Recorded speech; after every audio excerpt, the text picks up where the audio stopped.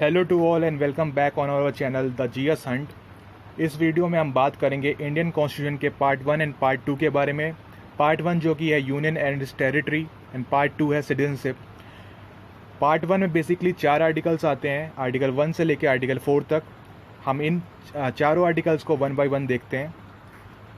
Article 1 जो ये बताता है कि कंट्री का नाम क्या होगा। जैसे कि आर्टिकल 1 ने ये डिस्क्राइब किया है कि कंट्री का नाम होगा भारत और होगा इंडिया। उसके बाद ये आर्टिकल 1 और ये भी डिस्क्राइब करता है कि इंडिया को as a union of states हम कहते हैं और हम फेडरेशन ऑफ स्टेट्स नहीं बोलते। Federation of state basically America को कहते हैं। अमेरिका को कहने का रीज़न इसलिए होता है क्योंकि वहाँ की स्टेट्स में एक अपॉर्चुनिटी होती है कि वो अपने देश से अलग हो जाएं, लेकिन यहाँ का कोई स्टेट जैसे कि यूपी अगर हो, वो चाह कर भी अगर इंडिया से अलग होना चाहे तो वो नहीं कर सकता, जब तक वो पार्लियामेंट से परमिशन ना ले ले। और आर्टिकल टेरिटरीज ऑफ इंडिया को भी डिस्क्राइब करता है। हम देखते हैं टेरिटरीज ऑफ इंडिया क्या क्या है। 28 states and 6 union territories on land is making territory of India. उसके बाद 2 आइलैंड ग्रुप्स जो हमें पता है, Lakshadweep island group and Andaman and Nicobar island group is also consider as the union territory and the territory of India. फिर उसके बाद आता है 12 nautical miles of the territorial water. अच्छा, ये टेरिटोरियल वाटर बेसिकली ये पार्ट होता है जहाँ पर कंट्री के पास सॉवरेन राइट्स होते हैं उसके पूरे मूवमेंट्स पे, उसके पूरे रिसोर्स पे। फिर आता है एक टर्म्स है जो एक्सक्लूसिव इकोनॉमिक जोन, जो मैं समझा देता हूँ। एक्सक्लूसिव इकोनॉमिक जोन ऐसा एक जोन होता है जो कि सी सोर्स से 200 नॉटिकल माइल्स तक किसी भी कंट्री के पास होता है, जहाँ पर उसके पास रिसोर्सेज तो आप जो मरीन के रिसोर्स जो होते हैं वहाँ पे तो आपके पास राइट्स होते हैं उनको लेने का, लेकिन आपके पास उसके मूवमेंट कंट्रोलिंग करने का राइट्स नहीं होता। तो इंडिया का territory of India 200 nautical miles of exclusive economic zone भी कवर करता है। इसके बाद हम बात कर लेते हैं आर्टिकल 2 के बारे में। आर्टिकल 2 में ये डिस्क्राइब किया गया है कि एडमिशन और establishment of new states which are not a part of the union of India. Basically इसमें है कि जो स्टेट्स की बात की गई है, फॉर्मेशन और या फिर इस्टेब्लिशमेंट की बात की गई है, जो कि पार्ट यूनियन ऑफ इंडिया के पार्ट नहीं थे पहले, उनको मिलाने की बात की गई है। जैसे कि पुडुचेरी को बेसिकली 1952 में फ्रांस से हमने वापस लिया था। तो ये उन सब की बात करता है। ये बात करता है दमन एंड दीव को, और ये बात करता है गोवा को जो कि हमने पोर्तुगीज़ से लिया था वापस। फिर ये बात करता है सिक्किम की, जो कि हमने बाद में टू डिकेड्स बेसिकली बाद में हमने लिया था इंडिया में। अच्छा, आर्टिकल 3 भी देख लेते हैं इसी साथ साथ, जो कि दोनों से इंटरलिंक है। फॉर्मेशन और exchange in the existing states of the union of India. अच्छा, इसमें बेसिकली बात हो रही है कि यहाँ पे हम कुछ भी अमेंड कर दें, फॉर्मेशन कर दें या फिर चेंजेस ला दें उनमें, जो कि पहले से existing states of the union of India, जो पहले से ही हमारे पास स्टेट्स है उनमें। तो आर्टिकल 2 तो बात कर रहा था जो कि नए स्टेट्स के जो कि पार्ट नहीं थे यूनियन ऑफ इंडिया के, और यहाँ पे बात हो रही है आर्टिकल 3 में उन स्टेट्स की जो कि यूनियन ऑफ इंडिया का पार्ट हैं। अब बेसिकली आर्टिकल 3 ये भी डिस्क्राइब करता है कि पार्लियामेंट के पास ऑथराइज पावर है टू इंक्रीज और decrease the area of state, alter the boundaries of state, alter the name of the state. तो मतलब कि हम एरिया को चेंज कर सकते हैं, कम कर सकते हैं, ज़्यादा कर सकते हैं, उसकी बाउंड्रीज कम ज़्यादा कर सकते हैं, चेंज कर सकते हैं, और उसके नाम को चेंज कर सकते हैं। फिर इसके बाद हम 2 स्टेट्स को मिलाकर एक मर्ज करके एक बड़ा स्टेट बना सकते हैं, या फिर एक बड़े स्टेट को हमने तोड़ के कई सारे स्मॉल स्टेट्स भी बना सकते हैं। तो आर्टिकल 3 में इसकी बात होती है। जैसे तेलंगाना का जो केस हुआ था, तेलंगाना जो कि फॉर्मेशन हुआ था आंध्र प्रदेश को ही तोड़ के, तो 2014 में। सो बेसिकली वो ये एग्जांपल हम कोट कर सकते हैं यहाँ पे आर्टिकल 3 के अंडर में। अब हम बात कर लेते हैं आर्टिकल 4 के बारे में, जो कि बहुत इम्पॉर्टेंट नहीं है एग्ज़ाम पर्सपेक्टिव से, फिर भी देख लेते हैं। Laws under article 2 and 3 to provide for the amendment of the first and the fourth schedules. जो स्केड्यूल्स हैं टोटल हैं 12, तो उसमें फर्स्ट और फोर्थ स्केड्यूल्स में अगर अमेंडमेंट करने हो तो उसमें से जो कोड करेंगे लॉज वो आर्टिकल 2 और 3 से लेंगे। बस मैं ये बताया है। अब हम देखने जा रहे हैं पार्ट 2 ऑफ इंडियन कॉन्स्टिट्यूशन के बारे में, जो बेसिकली डील करता है सिटीजनशिप से। अच्छा, इसमें आर्टिकल्स आते हैं 5 से लेकर 11 तक, यानी कि 7 आर्टिकल्स आते हैं। अच्छा, सिटीजनशिप मिलती बेसिकली 2 तरीके से है इंडिया में।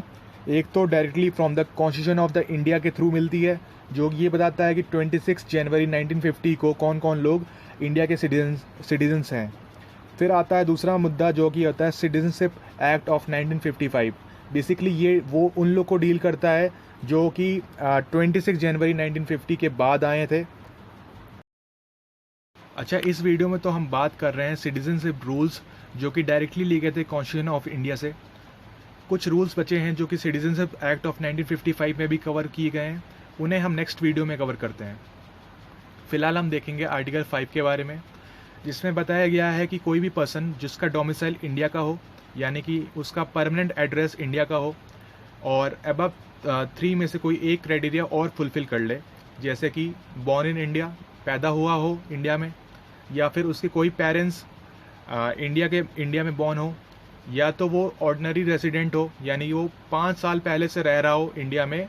डेट है 26 जनवरी 1955 की, यानी कमेंसमेंट ऑफ द कॉन्स्टिट्यूशन की जो डेट है उससे 5 साल पहले से वो रह रहा हो, तो उसे कंसीडर करा जाएगा as a citizen of India. हम आर्टिकल 6 को समझेंगे। आर्टिकल 6 बेसिकली उन माइग्रेंट्स की बात करता है जो कि पाकिस्तान से इंडिया आए, यदि उनके पेरेंट्स या फिर ग्रैंड पेरेंट्स अनडिवाइडेड इंडिया में बॉर्न हुए हों, यानी कि ब्रिटिश इंडिया के टाइम पे बॉर्न हुए हों, और वो 19 जुलाई 1948 से पहले आके इंडिया में रह रहे हों, या फिर 19 जुलाई 1948 के बाद में आए हों और 6 महीने से इंडिया में रह रहे हों और अपने आप को रजिस्टर करवा चुके हों, तो फिर वो इंडियन सिटीज़न कहलाने लायक हैं, यानी उन्हें इंडियन सिटीजनशिप मिल जाएगी। अब हम आर्टिकल 7 देख लेते हैं। आर्टिकल 7 बेसिकली उन माइग्रेंट्स की बात करता है जो इंडिया से पाकिस्तान चले गए थे 1 मार्च 1947 से पहले और वापस इंडिया आ जाते हैं रीसेटलमेंट के लिए। इन लोग को सिटीजनशिप देने के लिए कुछ तरीके बताए गए हैं, जैसे कि उस पर्सन को 6 महीने इंडिया में रहना पड़ेगा और अपने आप को रजिस्टर करवाना पड़ेगा एज अ इंडियन सिटीज़न, तब उन्हें नागरिकता मिल जाएगी। अब हम बात करेंगे आर्टिकल 8 के बारे में। आर्टिकल 8 बेसिकली बात करता है उन पर्सन्स की जो इंडियन ओरिजिन के हैं और इंडिया से बाहर रह रहे थे। अब उनको इंडियन सिटीजनशिप की रिक्वायरमेंट्स के लिए उनको देखना होगा कि उनके पेरेंट्स या फिर ग्रैंड पेरेंट्स इंडिया में बॉर्न हुए हों, और उनको अपने आप को रजिस्टर करना होगा इंडियन कॉन्सुलेट्स में या इंडियन एम्बेसीज़ में जो कि उस कंट्री में है। तब उनके रिक्वायरमेंट्स पूरे हो जाएंगे और वो इंडियन सिटीज़न बन जाएंगे। अब अगर क्रक्स देख लेते हैं तो आर्टिकल 5 बात करता है उन लोग की जो इंडिया में पहले से रह रहे थे। आर्टिकल 6 बात करता है उन माइग्रेंट्स की जो पाकिस्तान से इंडिया आए थे। आर्टिकल 7 बात करता है उन माइग्रेंट्स की जो कि इंडिया से पाकिस्तान चले गए थे और फिर वापस इंडिया आ गए थे। आर्टिकल 8 बात करता है उन लोग की जो कि इंडियन ओरिजिन के थे और बाहर रह रहे थे, और इन सबको सिटीजनशिप देने के लिए आर्टिकल 5, 6, 7, 8 में प्रोविजंस हैं। अभी हमने देखा आर्टिकल 5, 6, 7 और 8 में कैसे हमने इंडियन सिटीजनशिप को एक्वायर किया। अब हम देखेंगे आर्टिकल 9 में कैसे हम सिटीजनशिप को लॉस करते हैं या फिर टर्मिनेट हो जाती है अपने आप। अब कोई पर्सन अपने आप वॉलेंटरीली किसी दूसरे देश की नागरिकता को स्वीकार करता है तो उसी टाइम से उसकी इंडियन सिटीजनशिप ख़त्म हो जाती है, टर्मिनेट हो जाती है। अब केवल 2 आर्टिकल रह गए हैं, आर्टिकल 10 और 11। आर्टिकल 10 बेसिकली बताता है कि किसी भी सिटीजनशिप को कंटिन्यू रखने के लिए जो प्रोविजंस हैं उन पे डिस्कशन हो सकता है पार्लियामेंट में। और हम बात कर लेते हैं लास्ट आर्टिकल की, जो कि है आर्टिकल 11। आर्टिकल 11 के तहत पार्लियामेंट को पावर मिलती है to make any provisions with respect to the acquisition and termination of citizenship. Basically ये बताता है कि अगर एक्विजिशन और टर्मिनेशन से रिलेटेड जो भी प्रोसेस होता है उनको अमेंड करने या मॉडिफाई करने के लिए पार्लियामेंट के पास पावर है।